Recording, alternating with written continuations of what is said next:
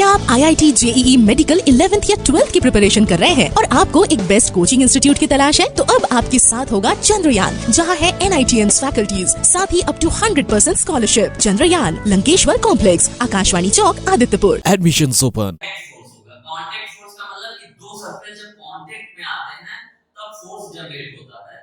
तो इसको थोड़ा सा पहले लिखते हैं फिर एक्सप्लेन करते हैं आपका कांटेक्ट फोर्स।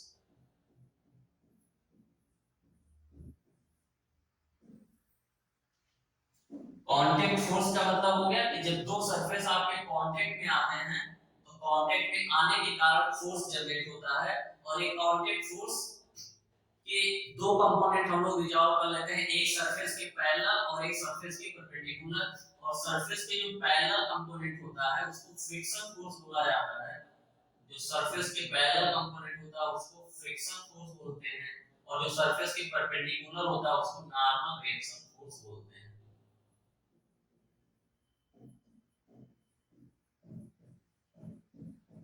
ये आपका कांटेक्ट फोर्स में दो फोर्स आ गया, एक नॉर्मल रिएक्शन फोर्स, एक फ्रिक्शन फोर्स। आगे इसको एक्सप्लेन किया जाएगा, नॉर्मल रिएक्शन फोर्स और फ्रिक्शन फोर्स। अब ये हमारा जो जनरेट होता है ये कैसा फोर्स है? ये इलेक्ट्रोमैग्नेटिक फोर्स है। जो चार कैटेगरी हमने पढ़ी थी कि चार टाइप के फोर्स होते हैं नेचर में, तो ऐसा नहीं है कि आप बोलोगे चार ही टाइप के फोर्स बताया गया है। स्प्रिंग फोर्स आ गया, टेंशन फोर्स आ गया, नॉर्मल रिएक्शन फोर्स आ गया, फ्रिक्शन फोर्स आ गया, वेट आ गया। ये तो पांच फोर्स तो आप यही बता दिए। फिर वीक फोर्स, न्यूक्लियर फोर्स में, फिर स्ट्रांग फोर्स। तो ये नहीं होता। ये जो सारे फोर्स हैं ये सारे के सारे हमारे क्या हैं? इलेक्ट्रोमैग्नेटिक नेचर के हैं। किस रीजन से जनरेट होते हैं? इलेक्ट्रोमैग्नेटिक बिहेवियर के कारण जनरेट होते हैं। तो कांटेक्ट फोर्स को थोड़ा सा हम लोग आगे समझते हैं कि एक्चुअल में होता क्या है।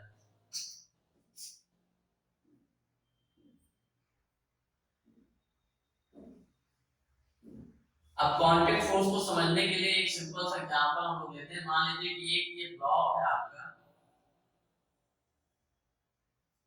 ये ब्लॉक जो है किसी टेबल पे रखा हुआ है। ये जो है ब्लॉक, इसका मास m है और ये कोई टेबल है इस पे रखा हुआ है। तो ब्लॉक आपका टेबल पे रखा हुआ है तो ब्लॉक क्या कर रहा होगा? ब्लॉक जो है उस टेबल को पुश कर रहा होगा नीचे। ठीक है, ब्लॉक क्या कर रहा होगा? वो वेट की वजह से अपने नीचे जाने की कोशिश कर रहा होगा, क्योंकि अर्थ फोर्स को खींच रहा है ग्रेविटेशनल फोर्स से। तो क्या करेगा? उसको सरफेस को पुश करेगा। तो ये नॉर्मल रिएक्शन फोर्स या कांटेक्ट फोर्स कब होता है? कांटेक्ट फोर्स जब दो सरफेस को आप पुश करने की कोशिश करते हैं। दो सरफेस में से कोई भी एक सरफेस दूसरे सरफेस को जब पुश करने की कोशिश करता है तब हमारा नॉर्मल रिएक्शन फोर्स जनरेट होता है। और एक्चुअल में ये जो सरफेस हमारा दिख रहा है ये स्मूथ नहीं होता। ये सरफेस हमारा अगर माइक्रोस्कोपिक लेवल पे देखा जाए तो सरफेस बहुत रफ होते हैं। तो अगर इसको थोड़ा सा अगर इसका बड़ा पिक्चर बनाने की कोशिश करें, ये जो हमारा छोटा सा है, तो ये हमारे जो सरफेस होंगे दोनों के कुछ इस टाइप के होंगे। जो सरफेस कांटेक्ट में आए हैं इस टाइप के होंगे। तो आपको पता है कि एटम हमारा कोई भी चीज एटम से मिलकर बना है और एटम के बाहर इलेक्ट्रॉन रहता है। तो आप दो एटम या जो है पार्टिकल आपके एक दूसरे एक ही स्पेस में तो नहीं रह सकते ना। तो क्या करेंगे? यहाँ पे आपका इलेक्ट्रॉन, यहाँ पे इस पे इलेक्ट्रॉन, तो दोनों क्या करेंगे? एक दूसरे को अगर आप पुश करोगे तो दोनों एक दूसरे को रिपल करेंगे। रिपल करेंगे क्योंकि एक ही पोजीशन पे पाउली एक्सक्लूजन प्रिंसिपल क्या है? एक ही पोजीशन पे या एक ही वेव फंक्शन में दो इलेक्ट्रॉन नहीं रह सकते, क्योंकि इनका वेव जो है इक्वेशन अलग अलग होगा। तो इसी वजह से हर पॉइंट पे फोर्स मिलेगा आपका, कहीं पे ऐसा मिलेगा, कहीं पे ऐसा मिलेगा, ये फोर्स लगेगा नॉर्मली। यानी यही सारे जो फोर्सेज हैं इन्हीं का हम लोग दो कंपोनेंट कर लेते हैं, एक हॉरिजॉन्टल कंपोनेंट और एक वर्टिकल कंपोनेंट। इन्हीं सारे फोर्सेस का और जो वर्टिकल कंपोनेंट होता है उसको हम लोग बोलते हैं normal reaction force. Vertical component को बोलते हैं नॉर्मल रिएक्शन फोर्स और जो हॉरिजॉन्टल कंपोनेंट होता है उसको बोलते हैं फ्रिक्शनल फोर्स। लेकिन फ्रिक्शनल फोर्स अगर बॉडी आपका रेस्ट में है, कोई फोर्स नहीं लगा रहा है, यानी मोशन की टेंडेंसी नहीं है, तो हॉरिजॉन्टल कंपोनेंट जीरो हो जाता है। बट नॉर्मल कंपोनेंट जो है जीरो नहीं होगा। तो यहाँ पे एक्चुअली क्या हुआ? हमारा ब्लॉक का वेट लग रहा है, वेट के कारण ये पुश कर रहा है। तो पुश करने के कारण एक ही पोजीशन में जाना चाहता है, तो ये क्या करेगा, इसको ऊपर की ओर इस ब्लॉक पे एक रिएक्शन फोर्स लगेगा, उसको बोलते हैं नॉर्मल रिएक्शन फोर्स। इस ब्लॉक पे किसने फोर्स लगाया, इस टेबल ने लगाया नॉर्मल रिएक्शन फोर्स ऊपर की तरफ, और ब्लॉक क्या करेगा, इसका रिएक्शन फोर्स लगाएगा एन टेबल पे अपोजिट डायरेक्शन पे। इसीलिए अगर टेबल पे आप बहुत हैवी जो है ब्लॉक रख देते हैं तो टेबल क्या हो जाता है, नीचे की तरफ थोड़ा सा बेंड हो जाता है, तो इस फोर्स की वजह से टेबल का शेप थोड़ा सा क्या हो जाएगा, इस टाइप का हो जाता है। और इस ब्लॉक पे दूसरा फोर्स क्या लग रहा होगा, इसका वेट लग रहा होगा mg डाउनवर्ड। तो इस अगर ब्लॉक की केवल बात करी जाए, कि ब्लॉक की अगर बात करी जाए तो ब्लॉक जो वहां पर फुट है, वहां पे हमारा इसके पास एक mg फोर्स लग गया और एक नॉर्मल रिएक्शन फोर्स लग गया ऊपर की तरफ। और नॉर्मल रिएक्शन फोर्स इसलिए लगा क्योंकि ये सरफेस एक दूसरे को पुश कर रहे थे। और एक चीज और देखिए, यहाँ पे सब कुछ अगर रेस्ट में है, कोई दिक्कत नहीं है, तो n की वैल्यू क्या हो जाएगी, हम लोग जानते हैं न्यूटन सेकंड लॉ से कि अगर एक्सीलरेशन नहीं है बॉडी के पास, बॉडी यहाँ पे मूव नहीं कर रही, रेस्ट में है, तो नेट फोर्स जीरो होना चाहिए, यानी जितना नॉर्मल रिएक्शन फोर्स है उतना ही वेट होना चाहिए, ना कम ना ज्यादा। अगर कोई भी फोर्स की वैल्यू डिस्टर्ब होगी तो बॉडी में मोशन होना चाहिए।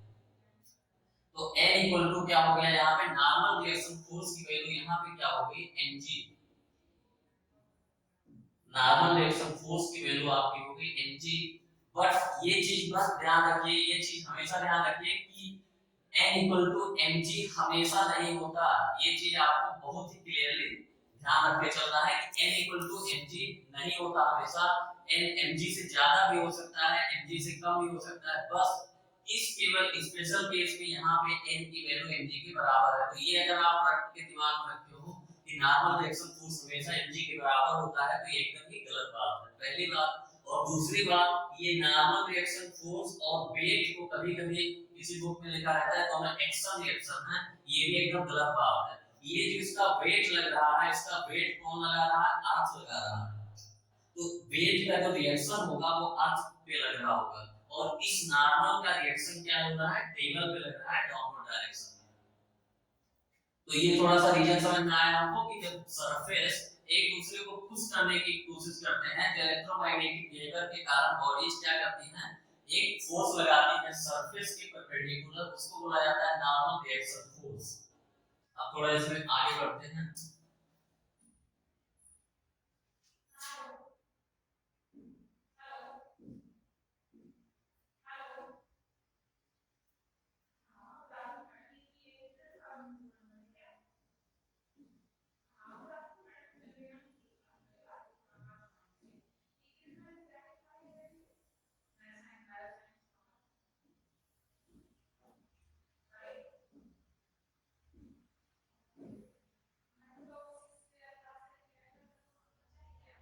ये कोई इंक्लाइन प्लेन है, यानी जो किसी एंगल से इंक्लाइन है, यानी वो वहां पे हमारा क्या कंडीशन था, यहाँ पे हम लोगों ने देखा कि टेबल हमारा पूरा हॉरिजॉन्टल था और इस पे ब्लॉक रखा हुआ था,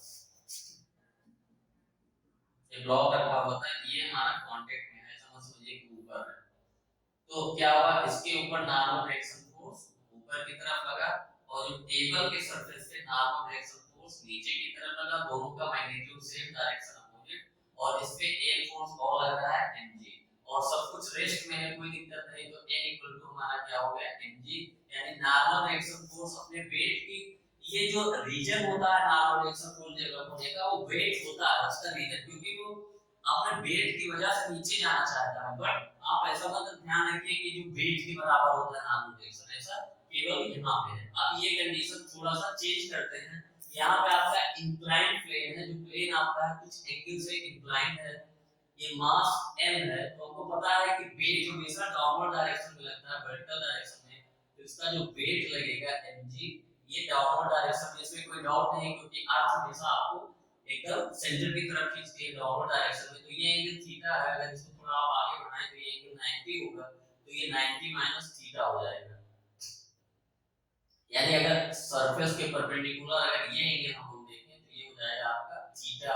तो mg का कंपोनेंट अगर आप लोग देखें तो ये एंगल थीटा है, तो mg cos थीटा आ गया इस इंक्लाइंड के परपेंडिकुलर और एक कंपोनेंट आपका आ जाएगा mg sin थीटा, यानी वेट का दो कंपोनेंट आ गया हमारा mg cos theta, mg sin theta. आपको पता है कि अगर कोई f है, कोई वेक्टर है, अगर थीटा एंगल से इंक्लाइंड आपका जो है कंपोनेंट लेना चाहते हैं तो थीटा के डायरेक्शन में हमारा कंपोनेंट हो जाता है cos थीटा और उसके परपेंडिकुलर कंपोनेंट हो जाता है sin थीटा, और दोनों कंपोनेंट इस हिसाब से होते हैं कि आपका वेक्टर बीच में होना चाहिए। तो mg हमारा ये डाउनवर्ड था, mg cos थीटा कंपोनेंट इधर, mg sin थीटा कंपोनेंट इधर। अब इस ब्लॉक पे ये ब्लॉक जो है इस सरफेस को पुश करने की कोशिश कर रहा होगा, तो इस सरफेस के नॉर्मल, यानी सरफेस के नॉर्मल हमारा क्या लगेगा, एक फोर्स लगेगा, नॉर्मल रिएक्शन फोर्स। ये हमारा होगा नॉर्मल रिएक्शन फोर्स, ब्लॉक पे लगेगा, ठीक है। और अगर इसके इंक्लाइंड प्लेन पे बात करें तो थोड़ा अलग दिखाते हैं, यहाँ पे दूर दिखाते हैं, इसका मतलब ये नहीं कि यहाँ पे लग रहा है, बट दिखाने के लिए जो इस पे लग रहा है डाउन इस डायरेक्शन में लगेगा सरफेस के परपेंडिकुलर, क्योंकि नॉर्मल रिएक्शन फोर्स हमेशा सरफेस के परपेंडिकुलर लगता है। आपको ये बात ध्यान रखना है, इसलिए उसका नॉर्मल रिएक्शन फोर्स नाम ही रखा गया है। अब देखिए वर्टिकल डायरेक्शन, सॉरी वर्टिकल क्या, ये इंक्लाइंड प्लेन के परपेंडिकुलर अगर ब्लॉक मूव भी करेगा तो इंक्लाइंड प्लेन के अलाउंग भी मूव करेगा, इंक्लाइंड प्लेन के परपेंडिकुलर डायरेक्शन में कोई मोशन नहीं होगा, ये बात 100% श्योर है। तो ये जो वर्टिकल डायरेक्शन में नेट फोर्स क्या है, ये तो आपको पता है क्लास 9 से कि net force equal to mass into acceleration. अगर एक्सेलरेशन 0 है तो नेट फोर्स 0 हो जाता है। तो प्लेन के परपेंडिकुलर हमारा n इक्वल टू क्या हो जाएगा, mg cos थीटा, यानी जो नॉर्मल रिएक्शन फोर्स की वैल्यू है क्या हो गया, mg cos थीटा। ब्लॉक पे जो नॉर्मल रिएक्शन फोर्स लगा या ब्लॉक में जो इंक्लाइंड प्लेन पे लगाया नॉर्मल रिएक्शन फोर्स, उसकी वैल्यू क्या होगी, mg cos थीटा, और यहाँ पे क्या है n इक्वल टू mg। तो ये एक सिंपल सा एग्जांपल हो गया, यहाँ पे cos थीटा की वैल्यू n 1 से कम होती है, इसीलिए जो नॉर्मल रिएक्शन फोर्स की वैल्यू होगी वो mg से यहाँ पे क्या है, कम है। तो अगर आप ये बात याद रखते हो कि n इक्वल टू mg होता है, तो ये सिंपल सा एग्जांपल यहीं पे आपका गलत हो गया, यहाँ पे है n equal to mg cos theta. तो ये एक्सप्लेन करने के लिए कि n की वैल्यू हमेशा mg के बराबर नहीं होती, ये दिखाने के लिए। अब थोड़ा सा और आगे मूव करते हैं। हमको पता है कि नॉर्मल रिएक्शन फोर्स हमेशा क्या होता है, आपका सरफेस के परपेंडिकुलर होगा, लेकिन कहीं कहीं ऐसा होता है कि आप सरफेस के परपेंडिकुलर नहीं ड्रा कर पाओगे, दो सरफेस कांटेक्ट में हैं, तो ऐसा नहीं है कि अब जैसे ये जो सिंपल एग्जांपल हमारा आता है, यहाँ पे दोनों सरफेस पे आप परपेंडिकुलर ड्रा करते हैं तो यही आ जाता है, यानी इस सरफेस पे नॉर्मल इधर की तरफ और ब्लॉक पे नॉर्मल ऊपर की तरफ, सिंपल सा हो जाता है। बट हमेशा ऐसा नहीं होगा कि दोनों सरफेस पे एक ही नॉर्मल होगा, ऐसा नहीं होगा। तब हम लोग क्या करेंगे, दो सरफेस है, दोनों में से जिस सरफेस पे आप नॉर्मल खींच पाए उसी के अलावा नॉर्मल डायरेक्शन फोर्स दिखाएंगे। एक एग्जांपल देखिए,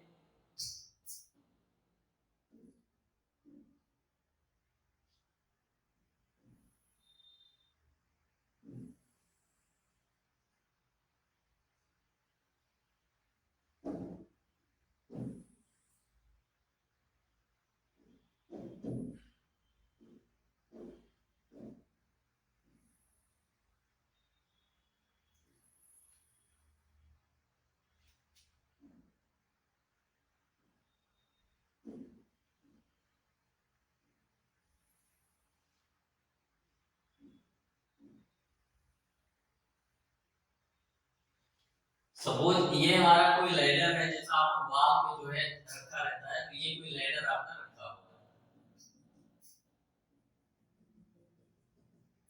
अब ये यहाँ पे ये सरफेस कांटेक्ट में है, यहाँ पे और यहाँ पे ये सरफेस दोनों आपके कांटेक्ट में है। तो कांटेक्ट सरफेस पे क्या होता है, आपका दो सरफेस कांटेक्ट में होते हैं और ये अपने वेट की वजह से थोड़ा बहुत इसको पुश कर रहा होगा, तो दोनों जगह पे हमारा नॉर्मल रिएक्शन फोर्स लगना चाहिए।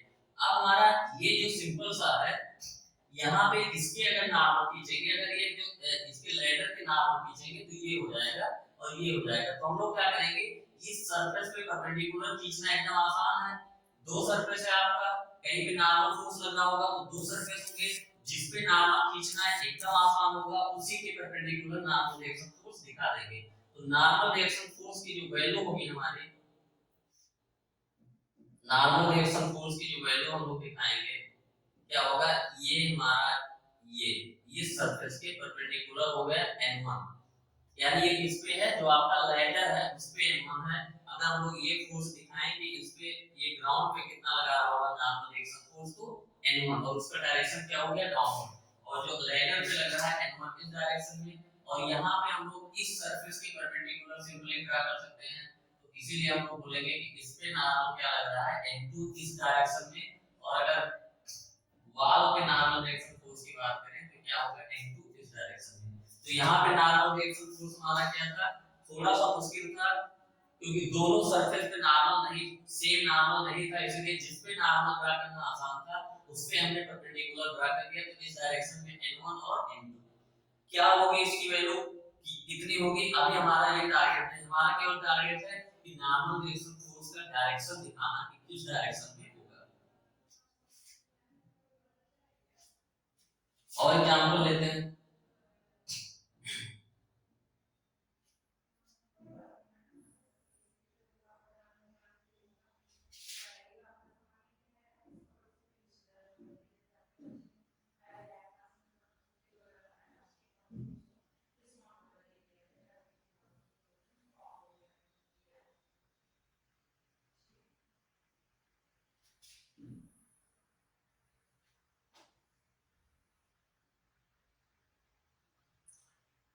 ये समझ लीजिए कि कोई हमारा जो है सिलेंड्रिकल चाहे स्फेरिकल कोई आपका मास है, ये आपका ग्राउंड पे यहाँ पे रखा हुआ है, और कोई जो है F फोर्स से इसको पुश कर रहा है, तो F फोर्स से पुश कर रहा है, तो इस वाले बॉल पे क्या होगा, ये आपका ब्लॉक उसको बॉल को पुश कर रहा होगा, तो उसकी वजह से नॉर्मल होगा, और इस सरफेस पे भी अपनी वेट की वजह से ये नीचे जाना चाहता है, उस पे भी नॉर्मल होगा। तो जो नॉर्मल रिएक्शन फोर्स इस पे अगर आप दिखाएंगे तो दो नॉर्मल रिएक्शन फोर्स होंगे, n1 और n2 नाम दे देते हैं हम लोग। इस वाले सरफेस पे जो नॉर्मल रिएक्शन फोर्स होगा वो हो गया हमारा ये n1, और इस वाले पे नॉर्मल रिएक्शन फोर्स ये हो गया आपका n2।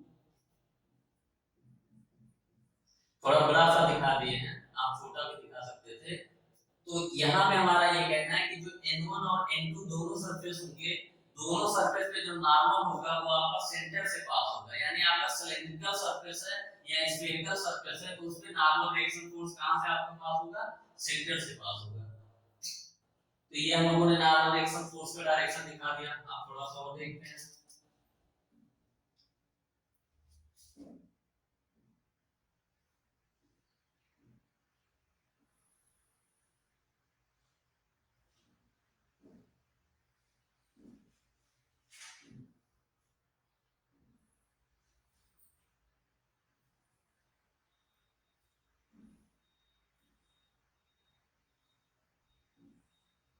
ये ब्लॉक है हमारा m1 मास है, और ये ब्लॉक है m2 मास है। m1 और m2 दोनों जो है ग्राउंड पे रखे हुए हैं, और क्या करते हैं हम लोग, स्मॉल m वाले को किसी F फोर्स से जो है पुश करते हैं। इस पे जो है इस डायरेक्शन में F फोर्स हम लोग लगाते हैं। तो ये F फोर्स लगाने की वजह से देखिए क्या होगा, स्मॉल m वाला ब्लॉक क्या करेगा, कैपिटल M वाले को पुश करेगा, यानी कैपिटल M वाली जगह पे वो जाना चाहेगा, इसीलिए इस सरफेस पे क्या होगा, एक नॉर्मल रिएक्शन फोर्स जनरेट होगा। अगर ये F फोर्स नहीं है, दो बार आराम से जो है ऐसे रखे हैं, दोनों का कांटेक्ट हट जाएगा, तो यहाँ पे कांटेक्ट क्या है, जस्ट है भी नहीं भी, ऐसा बोलते हैं कि मतलब कि कांटेक्ट लूज हो गया है या कांटेक्ट लूज होने वाला है। तो F फोर्स नहीं है तो दोनों कांटेक्ट में हैं, तो कोई रिएक्शन फोर्स नहीं है, लेकिन जब F की वजह से इसको पुश करना चाहता है, F फोर्स इस पे लग रहा है, स्मॉल m वाले ब्लॉक m1 ब्लॉक पे क्या लग रहा है, F फोर्स, तो ये F फोर्स की वजह से इधर जाना चाहेगा, तो कैपिटल M को पुश करेगा, तो इस सरफेस पे एक नॉर्मल रिएक्शन फोर्स जनरेट होगा, और यहाँ पे ये दोनों सरफेस ग्राउंड के कांटेक्ट में है, अपनी वेट की वजह से पुश कर रहे हैं, तो यहाँ पे भी नॉर्मल रिएक्शन फोर्स जनरेट होगा। तो अगर हमको फोर्स दिखाना हो m1 और m2 पे, तो हम क्या फोर्स दिखाएंगे, m1 को अलग से बना के दिखा देते हैं। m1 पे एक फोर्स F तो आप लगा ही रहे हो, ये तो लगेगा किससे, ये m1 पे आप लगा रहे हो, ये m1 पे ही लगेगा, m2 पे नहीं लगेगा।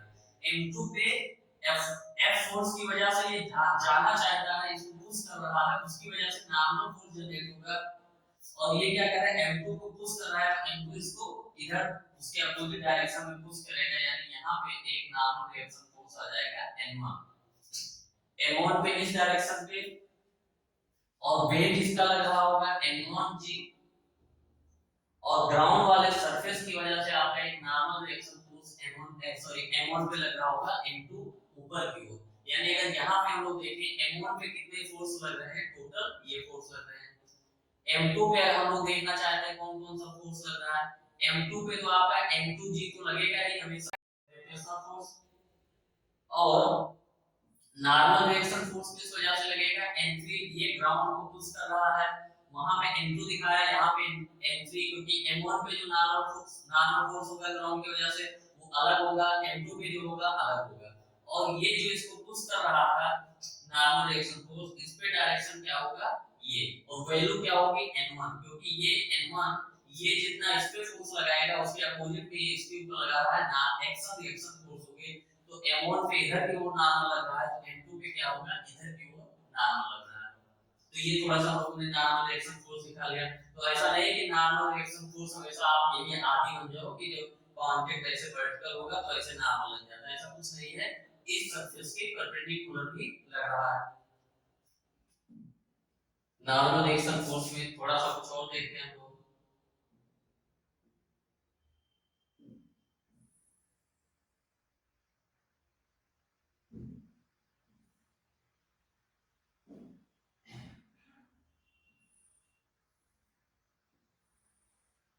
ये ब्लॉक हो गया आपका, एक ब्लॉक ये है सिंपल सा, ये हमारा दो ब्लॉक आपके ग्राउंड पे रखे हुए हैं, ये मास M1 है और ये मास M2 है।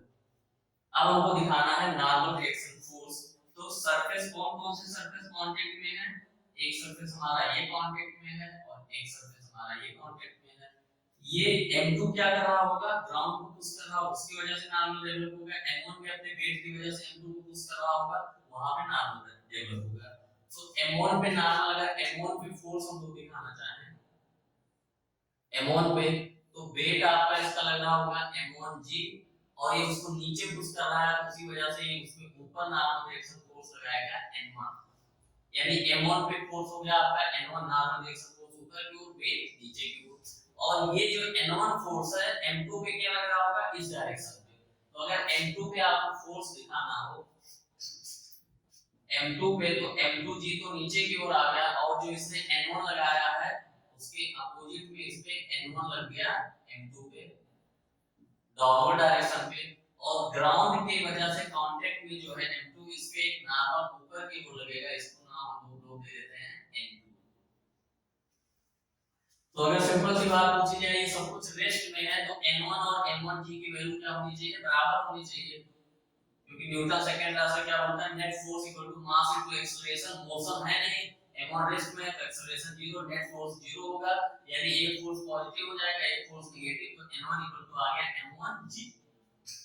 वही हाल M2 का है, ये भी रेस्ट में है, तो डाउनवर्ड डायरेक्शन में इसमें कौन कौन से फोर्स हैं, N1 फोर्स है और M2G फोर्स है, ये इक्वल टू हो गया आपका N2 के, और N1 की वैल्यू वहां से M1G यहां पे अगर हम लोग पुट कर दे तो M1G plus M2G equal to N2, यानी जो N2 जो नॉर्मल रिएक्शन फोर्स है वो क्या है M1 plus M2 into G, यानी दो ब्लॉक M1 और M2 रखे हैं। अब देखिए यहाँ पे जो नॉर्मल रिएक्शन फोर्स लग रहा है उसकी वैल्यू क्या है M1 प्लस M2G, क्यों, क्योंकि ये जो नॉर्मल फोर्स M1 भी अपनी वेट की वजह से इसको पुश कर रहा है, उसका भी नॉर्मल इस पे आ गया, तो यहाँ पे क्या हो जाता है दोनों ऐड हो जाते हैं, बट इसमें ऐसा कुछ याद नहीं रखना है आपको कि M1 प्लस M2G कर देते हैं इस सरफेस पे, कुछ नहीं, बेसिक से हम लोग चलेंगे, जो जिस बॉडी पे फोर्स होगा उसी बॉडी का फोर्स उसी पे दिखाएंगे।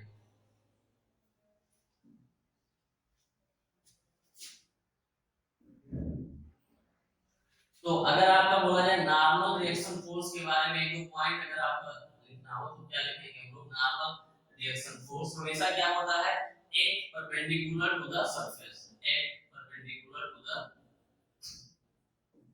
सरफेस, अगर दोनों सरफेस पे परपेंडिकुलर सेम लाइन ना हो तो क्या होगा कि एक, या बोले कि अगर दोनों सरफेस से परपेंडिकुलर नहीं होगा तो perpendicular to one surface, perpendicular to one surface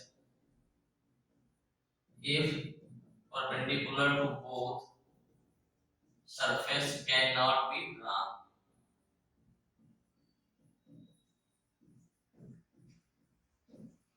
और तीसरा ये हमारा क्या होता है, इलेक्ट्रोमैग्नेटिक नेचर का होता है, इलेक्ट्रोमैग्नेटिक फोर्स ही है, या इलेक्ट्रॉन इलेक्ट्रॉन को जो पुश करेगा तो इलेक्ट्रॉन क्या करेगा, रिपल करेगा, उसी वजह से डेवलप होता है नॉर्मल रिएक्शन फोर्स। और ये कांटेक्ट फोर्स होता है, जब सरफेस कांटेक्ट में होगा तभी ये फोर्स लगेगा, यानी अगर आप सरफेस कांटेक्ट में नहीं है,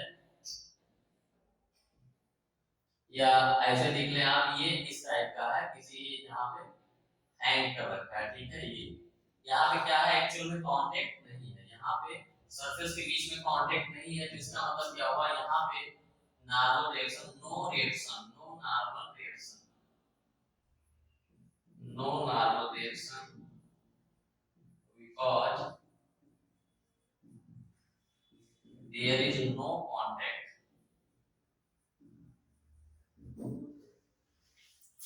तो ये थोड़ा सा हमारा नॉर्मल रिएक्शन फोर्स के बारे में हो गया। अब सेकंड कांटेक्ट फोर्स जो फ्रिक्शन फोर्स होता है, फ्रिक्शन को हम लोग डिटेल में पढ़ेंगे, बस एकदम ब्रीफ में यहाँ पे देखेंगे फ्रिक्शन फोर्स के बारे में।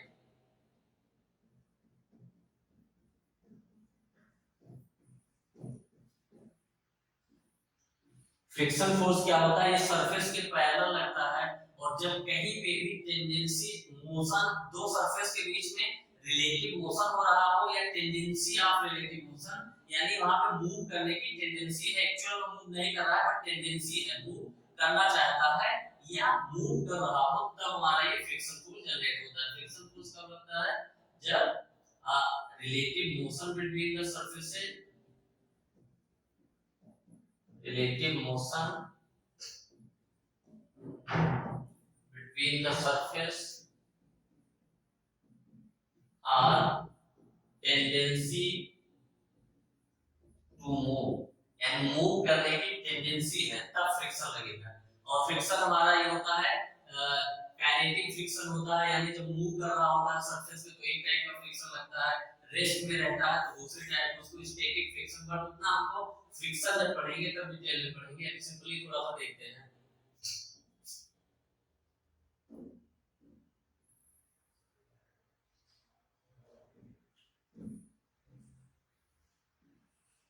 ये ब्लॉक आपका n मास पे यहाँ पे रखा हुआ है सरफेस पे, और ये सरफेस हमारा रफ है, यानी यहाँ पे फ्रिक्शन लगेगा, ठीक है। तो n मास का ब्लॉक आपका पुट किया है, रखा है सीधा सीधा, तो क्या लगता है आपको कोई फ्रिक्शन जनरेट होगा?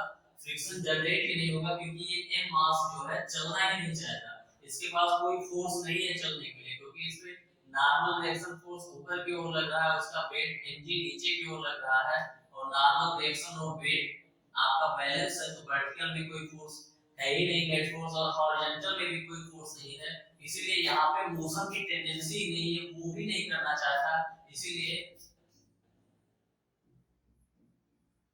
नो टेंडेंसी ऑफ मोशन, यहाँ पे मोशन की टेंडेंसी ही नहीं है, इसीलिए फ्रिक्शन फोर्स क्या होगा, जीरो होगा। अगर टेंडेंसी ऑफ मोशन ही नहीं है तो फ्रिक्शन फोर्स वहां पे लगेगा ही नहीं, क्योंकि मूव ही नहीं करना चाहता है। अब फ्रिक्शन फोर्स कब जनरेट होगा, या तो ये मूव करे एक्चुअल में, या तो मूव करने की टेंडेंसी हो।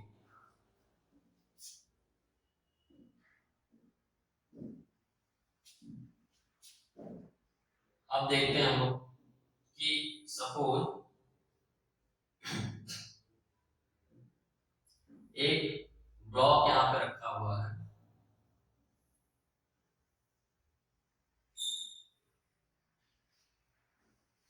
एक ब्लॉक यहाँ पे रखा हुआ है, ऐसे मान लेते हैं कि 10,000 केजी है,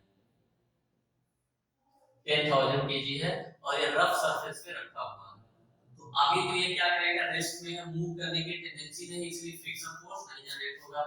यहाँ से कुछ फोर्स हम लगाते हैं, सपोज दैट 5 न्यूटन का फोर्स लगाते हैं, बहुत थोड़ा सा फोर्स लगाते हैं, ऐसा मानिए कि एक ट्रक खड़ा हुआ है आपका रोड पे, और आप जाके उसको फोर्स लगा रहे हैं कि मूव कराना चाहते हैं, तो ये 5 न्यूटन फोर्स इस पे लग रहा है, होना क्या चाहिए, इस 5 न्यूटन फोर्स की वजह से ये राइट में जाना चाहिए, बट हमको पता है कि आप ट्रक को धक्का देंगे तो ट्रक जो है नहीं जाएगा। क्यों नहीं जाता? ये 5 न्यूटन फोर्स आपका कहां से बैलेंस होता है? 5 न्यूटन फोर्स क्या हो जाता है, एक फ्रिक्शन फोर्स इस पे डेवलप हो जाता है सरफेस पे, और ये फ्रिक्शन फोर्स हमेशा क्या होता है, जिधर जाने की टेंडेंसी होगी मोशन की उसके अपोजिट में ये रिलेटिव मोशन का विरोध करता है। इट अपोजेस रिलेटिव मोशन, यानी जिधर जाना ब्लॉक जाना चाहता है इधर, तो फ्रिक्शन फोर्स क्या बोलेगा, रुको इधर। तो अब 5 न्यूटन फोर्स हमको पता है मूव नहीं कर पाता, तो ये फ्रिक्शन फोर्स यहां पे जो जनरेट हुआ ये 5 न्यूटन फोर्स, यानी अगर ट्रक पे हम लोग जाके फोर्स लगा देंगे तो हम जितना फोर्स जनरेट कर रहे हैं उतना ही फोर्स फ्रिक्शन को एडजस्ट करके लगा देगा। बट और ज्यादा फोर्स अगर लगाएं, और दो आदमी आ जाए लगाने के लिए, फोर्स और आ जाए, ऐसे ऐसे क्या होगा, बढ़ता चला जाएगा फोर्स, तो एक टाइम ऐसा आएगा कि ट्रक मूव कर जाएगा। ट्रक मूव कर जाएगा यानी इसका मतलब हुआ कि इसमें दो आदमी लगाते हैं तो 10 न्यूटन, ये फ्रिक्शन फोर्स स्टैटिक होता है और ये क्या होता है, एडजस्टेबल होता है। यानी जो अभी साथ में बता रहे हैं आपका ये पूरा चैप्टर आएगा, स्टैटिक फ्रिक्शन जो होता है, static friction is adjustable in nature.